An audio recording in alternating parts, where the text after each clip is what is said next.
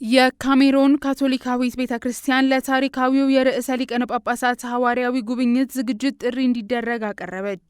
በካሜሮን ባሜንዳ ሀገረ ስብከት ስለሚገኙ የቤተክርስቲያን መሪዎች ርዕሰ ሊቃነ ጳጳሳት ሌዮ 14ኛ ለሚያደርጉት ሐዋርያዊ ጉብኝት ክርስቲያኖች ከፍተኛ ተሳትፎ እንዲያደርጉ ጥሪያቸውን አጠናክረዋል።